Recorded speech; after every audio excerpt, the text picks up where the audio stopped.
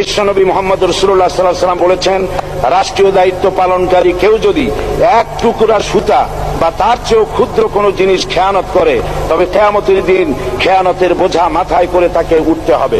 মাননীয় স্পিকার, আল্লাহ রসুল যে সরকার ব্যবস্থা প্রতিষ্ঠা করেছিলেন তা সত্যিকার অর্থে ছিল জনকল্যাণমূলক সরকার। নবী করিম সাল্লাল্লাহু আলাইহি ওয়াসাল্লাম সরকারি কর্মকর্তাদের বিরুদ্ধে কোনো অভিযোগ পেলে তখনই ব্যবস্থা গ্রহণ করতেন। আইনের চোখে সবাই সমান। শাসকদের আত্মীয় স্বজন কারো পক্ষে সম্ভব ছিল না জনগণের উপরে জুলুম করা। খলিফা ওমর রাদিয়াল্লাহু তাআলা আনহুর এক ছেলে অপরাধী প্রমাণিত হলে সে দণ্ডভোগ থেকে রেহাই পায়নি, এমনকি এতে তার মৃত্যুদণ্ড হয়েছিল। আবার খলিফা নিজেকে আইনের ঊর্ধ্বে মনে করতেন না, তাই বর্ম চুরির ঘটনা আলী রাদিয়াল্লাহু তাআলা আনহু কাজীর দরবারে সাধারণ ফরিয়াদির মতো উপস্থিত হন। নিজের ছেলে ও চাকরের সাক্ষী যথেষ্ট না হয় কাজী খলিফার বিপক্ষে রায় দেন।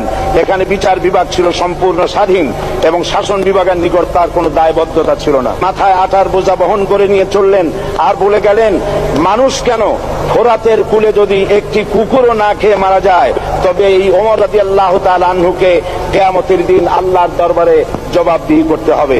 আর আজ সেই জাতির দায়িত্বশীল যা জনগণকে অভুক্ত রেখে তাদের মুখের গ্রাসে ভাগ বসায়। জনগণ তাদের নিকট উপস্থিত হলে মনে হয় যেন গোলাম প্রভুর দরবারে উপস্থিত।